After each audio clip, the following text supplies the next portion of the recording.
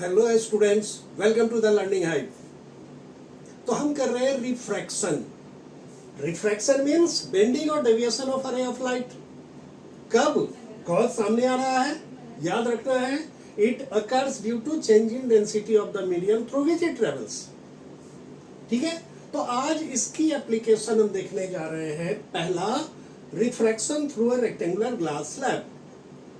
तो सपोज ये हमारा एक रेक्टेंगुलर ग्लास स्लैब है, ये 3 डायमेंशन है, ध्यान रखेंगे ये 3 डायमेंशन है, पतली शीट नहीं है। और ये जो मैं दिखा रहा हूं डायमेंशन, ये इसकी लेंथ और थिकनेस को रिप्रेजेंट कर रहा है। लेंथ और थिकनेस को मींस रे of light should pass like this, उसकी थिकनेस के क्रॉस रे जानी है। यस, आपने ठीक पकड़ा। ये रे ऐसे इस पार से उस पार स्ट्रेट नहीं जा सकती है। क्यों? एयर और फिर ग्लास, मीडियम चेंज हुआ, डेंसिटी चेंज हुआ, तो अपने स्ट्रेट पाथ को फॉलो नहीं करेगी।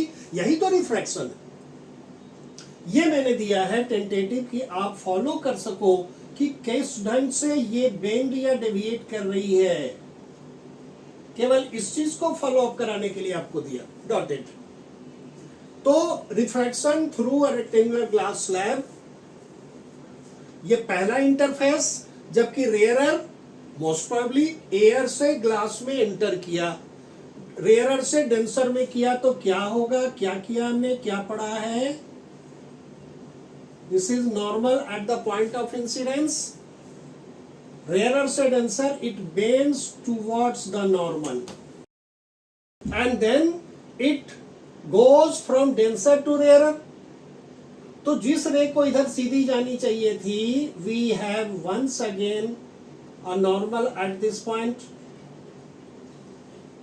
and this time denser to rarer, so it bends away from the normal. एक बड़ी इंपॉर्टेंट बात यहां पर ध्यान रखनी है कि ये जो आप फाइनल इमर्जेंट रे दिखाओगे, it must be parallel to the incident ray produce. जो डॉटर मैंने पहले बताया है उसके पैरेलल इसे आप दिखाओगे। रीजन डिस्कस करेंगे, पहले ड्रॉ कर ले।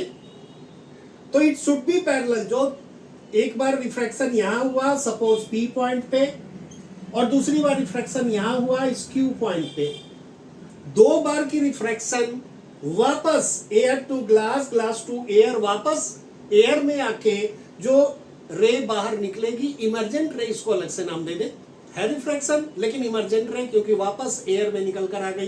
तो this emergent ray must be parallel to the incident ray produce dotted. Reason भाई पेयर ऑफ मीडियम तो सेम है। एयर टू ग्लास जितना एंगुलर डेविएशन, जितना डिग्री से बेंड करेगा टुवर्ड्स द नॉर्मल, फिर से अपोजिट मैनर में, लेकिन पेयर ऑफ मीडियम वही है। ग्लास टू एयर तो उतना ही बेंड करेगी अवे, एंगुलर डेविएशन यहां भी सेम होगा। That is why it should be parallel to the incident ray produced, right. तो ये 2 बार की रिफ्रैक्शन के बाद हमें क्या दिख रहा है? 2 फाइनल, ये हो गई incident ray, this is short में लिखता हूं रिफ्रैक्टेड रे, and this is emergent ray.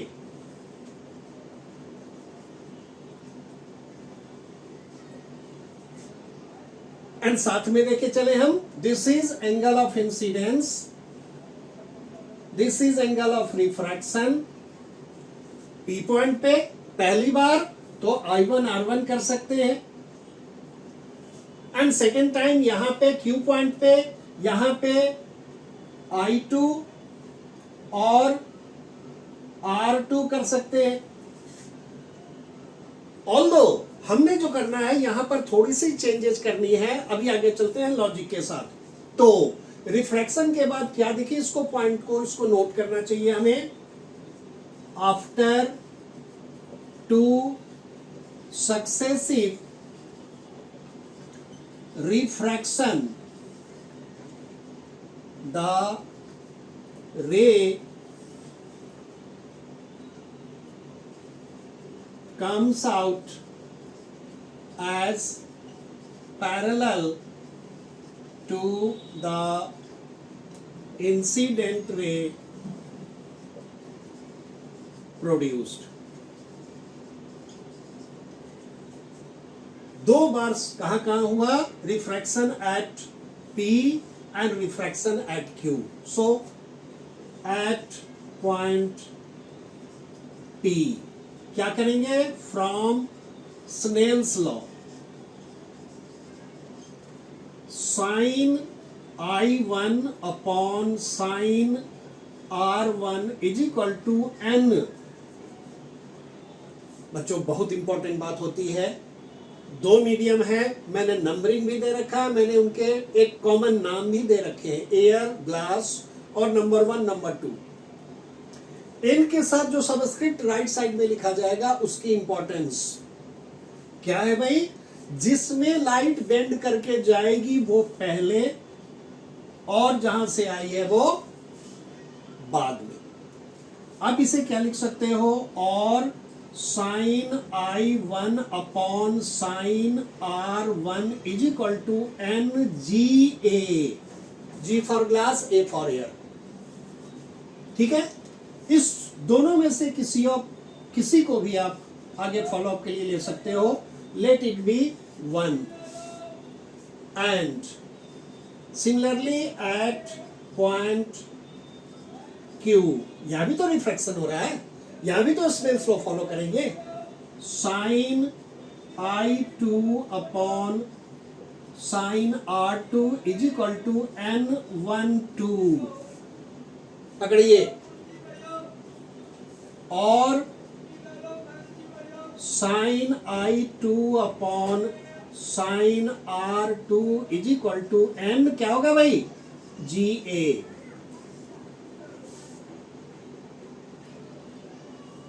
क्या दोनों का LHS सेम है? नहीं। क्या दोनों का RHS सेम है? नहीं। ये तो ऐसे भी कांस्टेंट के तौर पे हम ले रहे हैं, लेकिन कम से कम इतना तो पता चल रहा है कि किधर बेंडिंग कम, किस बार बेंडिंग ज्यादा, किस बार टुवर्ड्स नॉर्मल, किस बार away from normal. So we can't say कि दोनों इक्वेशन का LHS आपस में इक्वल है या दोनों का RHS आपस में इक्वल है। नहीं है, जबरदस्ती नहीं करना। लेकिन ज्योमेट्री का एक बड़ी इंपॉर्टेंट लॉ यहां पर फॉलो हो रहा है। हमने क्या लिया है? रेक्टेंगुलर ग्लास स्लैब लिया है। रेक्टेंगुलर ग्लास स्लैब में जो अपोजिट सरफेसेस होते हैं ये पैरेलल टू ईच अदर होते हैं। यस, और अगर उस अपोजिट पैरेलल सरफेसेस पे हमने परपेंडिकुलर नॉर्मल डाला है तो ये दोनों नॉर्मल भी पैरेलल होंगे। n जो यहाँ पे हमने नॉर्मल लिया और n यहाँ पर जो हमने नॉर्मल लिया, opposite surfaces of rectangular glass slab, ये दोनों आपस में पैरेलल, और इस पैरेलल लाइन को PQ ट्रांसवर्सल इंटरसेक्ट कर रही है। पैरेलल लाइन कौन कौन? दोनों नॉर्मल्स, उन दोनों पैरेलल को PQ line segment transversal intersect कर रही है, ज्वाइन करवा रही है। तो क्या होगा? R1 और I2 कौन से एंगल होंगे ज्योमेट्री की पॉइंट ऑफ व्यू से? Yes, but we have angle R1 is equal to angle I2। कैसे भाई? Alternate interior angles.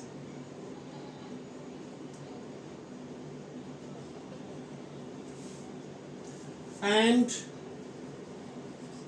फिर से ज्योमेट्री की हेल्प, इस बार I1 और R2 में angle I1 is equal to angle R2। क्या नाम होगा इसका? Corresponding exterior angles.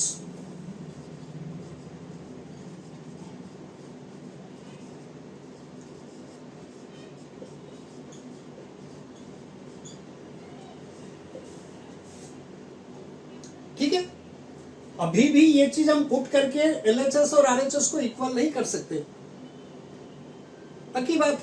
लेकिन दो इक्वेशन 1 इक्वेशन 2 है, इन दोनों को हमने क्या करना है? कंबाइन कर देना है। From 1 and 2 what we have, दोनों के LHS को आपस में मल्टीप्लाई करें। Sine I1 upon sine R1 multiply sin I2 upon sin R2।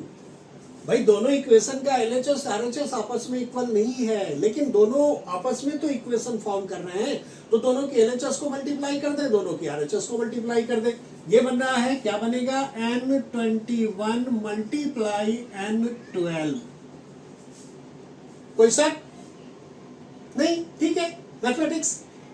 तो क्या है भाई, हमारे पास R1 और I2 इक्वल है, R1 और I2 और दोनों का सेम रेशियो साइन वाला लिया तो we can cancel out them, numerator denominator plus पे।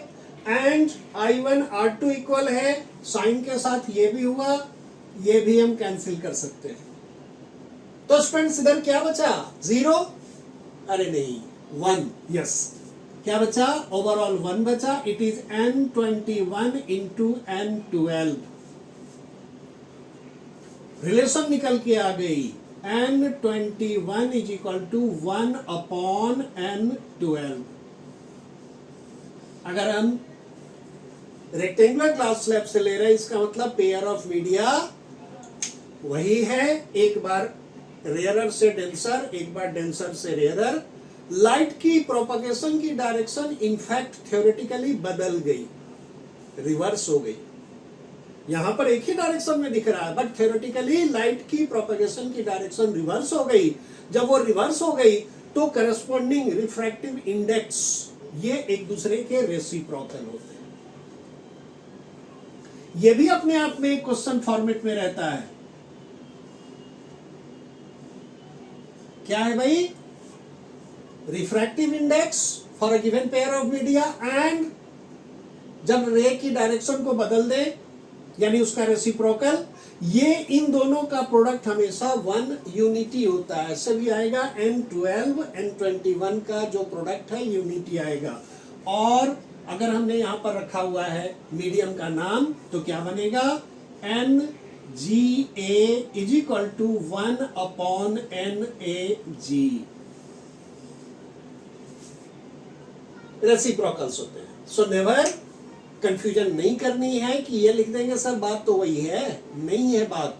1/2 और 2 का मतलब हो गया, एक एग्जांपल ले तो 4 और 1/4 का आंसर ले, क्या दोनों इक्वल होंगे? 4 और 1/4 इक्वल होंगे? 2 एंड 1/2 इक्वल होंगे? नहीं। तो ये बात सावधानी रखनी है हमें, ठीक है। So this is what, refraction through a rectangular glass slab. तो स्टूडेंट्स हम लोगों ने देखा refraction through rectangular glass slab. क्या हाईलाइट करने को पीछे कहा था, जो इंसिडेंट रे प्रोड्यूस्ड है डॉटेड लाइन और जो फाइनली इमर्जेंट रे है, they are parallel to each other. ये पैरेलल शिफ्टिंग, साइड वाइज जो शिफ्टिंग हुई, इसको हम कहते हैं लैटरल डिस्प्लेसमेंट। लैटरल यानी साइड वाइज, साइड वाइज जो शिफ्टिंग डिस्प्लेसमेंट हुई है, that is lateral displacement. Suppose इसे हम डी लेटर से रिप्रेजेंट कर रहे हैं, मतलब दिस इज हियर,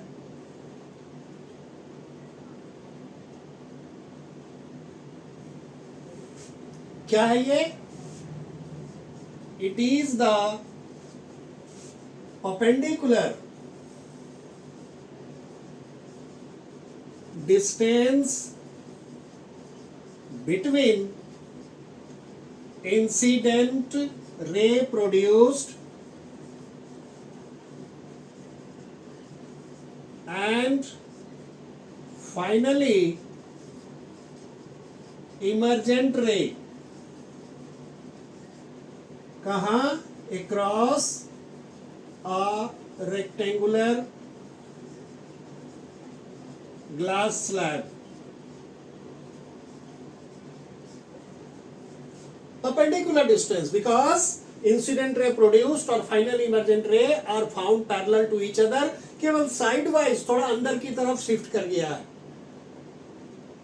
रिलेशन यहीं पे आया था हमारे पास, इसी वजह से ही ज्योमेट्री की हेल्प तभी हमने ली थी। तो ये ऑलरेडी वेरीफाइड, हमने बॉदर नहीं करना इसमें कि क्या है कैसे है। प्रैक्टिकल्स में शायद ये आपके स्कूल में कराया जाए, बट यहां पर ये चीज ठीक है। लैटरल डिस्प्लेसमेंट इसकी जो हम देखते हैं एवरीडे एग्जांपल, सपोज आपने अपने स्कूल में आपके प्रिंसिपल की जो टेबल है, उस टेबल के नीचे कुछ पेपर्स होते हैं और टेबल पे ग्लास टॉप रखा होता है, ये है उसका इंपॉर्टेंस। स्विमिंग पूल की जो डेप्थ है वो कम महसूस होती है, पानी से भरे हुए स्विमिंग पूल की जो एक्चुअल डेप्थ है, और जो अपरेंट डेप्थ है, apparent depth is less than the actual depth. This is, यहां पर ये एक्स हो रही है, कितना ऊपर शिफ्ट करेगा, अपरेंटली कितना ऊपर शिफ्ट करेगा, ये चीज बता रही है। Practical day to day life में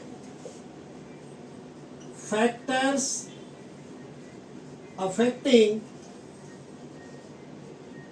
lateral displacement,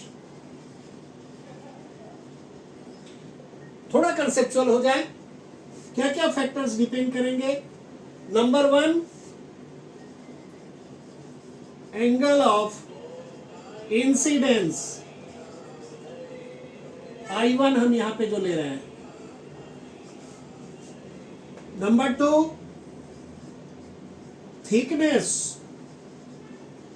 of glass slab, suppose इसे हम टी लेटर ले लेते हैं कि ये टी की बात हो रही है,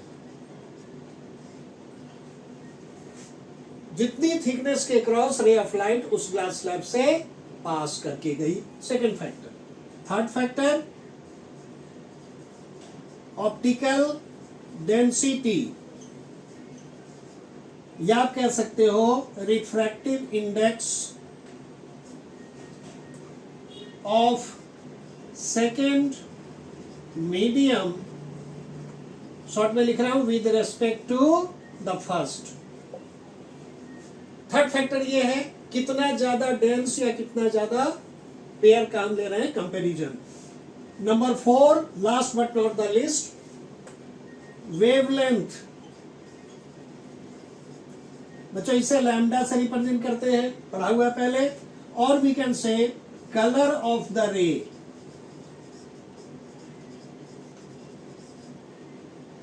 टेकन।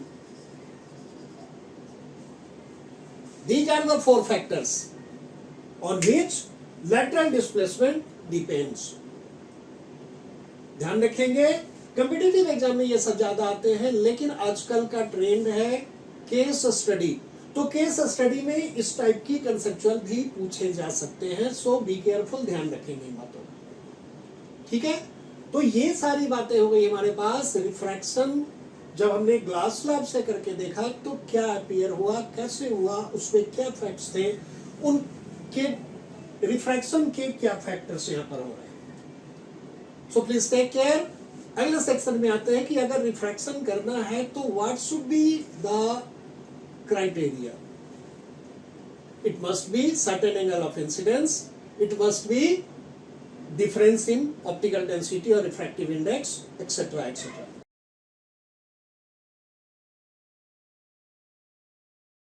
रिफ्रैक्शन यानी बेंडिंग डेविएशन के लिए रेंज ऑफ एंगल की बात हम कर रहे हैं। For refraction the range of angle of incidence.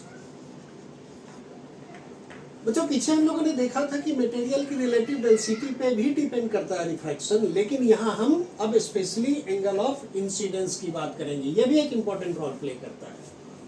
तो क्या है angle of incidence? I must be greater than 0 degree and less than 90 degree. This is the range. 0 से बड़ा और 90 से छोटा कोई भी, दैट मीन्स एक्यूट एंगल की बात कर रहे हैं हम। क्या होगा अगर 0 डिग्री की बात आई तो?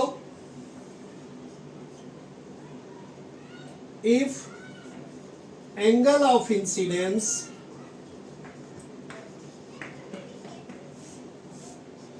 I is equal to 0 degree.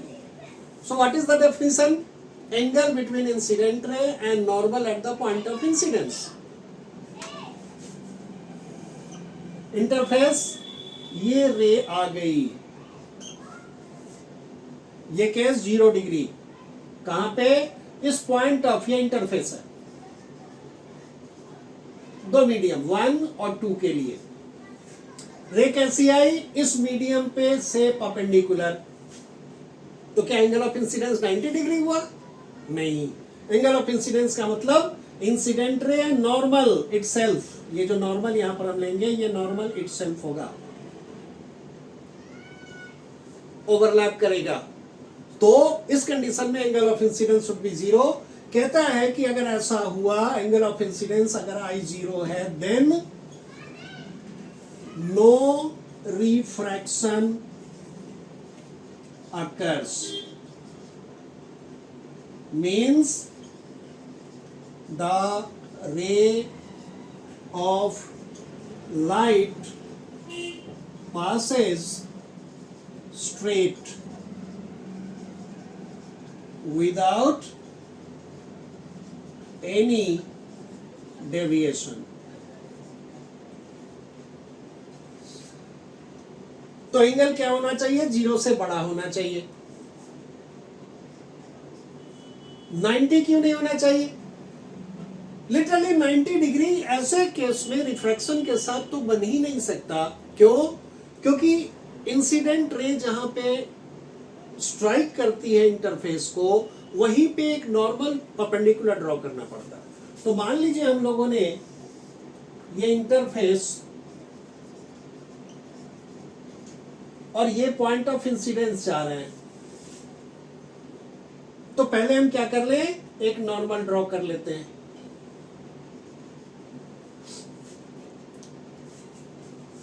If angle of incidence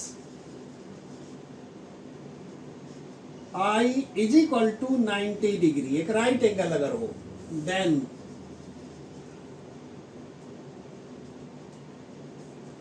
again no refraction occurs.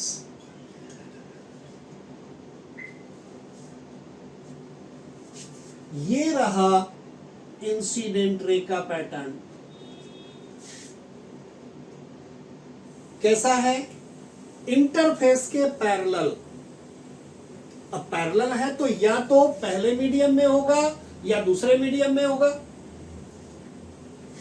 भाई इंटरफेस कोई तीसरी चीज थोड़ी है।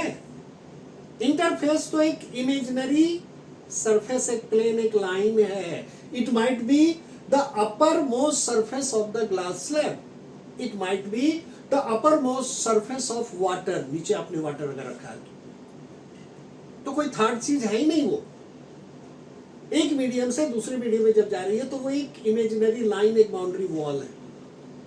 ये जो इंसिडेंट रे आप ले रहे हो 90 डिग्री के केस में, ये इसके पैरेलल जाएगा।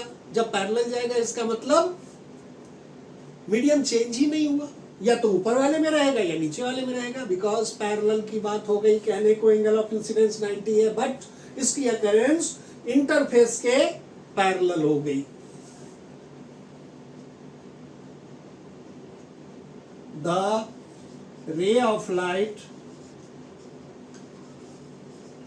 passes straight because no change in medium occurs. जब मीडियम में कोई चेंज ही नहीं होगा, जो कि बेसिक शर्त है रिफ्रैक्शन की, सबसे पहले इंपॉर्टेंट चीज है, जब वो ही नहीं हुआ तो रिफ्रैक्शन यानी बेंडिंग क्यों होगा? नहीं होगा। अब यहां से क्वेश्चन ट्विस्ट कर रहा हूं, what are the conditions for refraction? What are the conditions for refraction? Note नहीं करवा रहा हूं, आप करोगे, मैं आगे किस वीडियो में और कैसे आपके लिए होमवर्क देना चाह रहा हूं। रिफ्रैक्शन होने के लिए क्या क्या शर्त है? Number 1, angle of incidence should lie between 0 to 90, not 0 not 90, in between them. Number 2, change in medium होना चाहिए, means change in optical density, ये भी होना चाहिए। एक ही मीडियम से अगर जाएगी लाइट चाहे बीच में कितनी भी इमेजिनरी बाउंड्री वॉल दे दो, लेकिन अगर डेंसिटी, ऑप्टिकल डेंसिटी सभी मीडियम का सेम है, then ray of light passes state no refraction will occur. ठीक है, refraction will occur when angle of incidence should lie between 0 degree to 90 degree, but not either equal to 0 degree or equal to 90 degree. And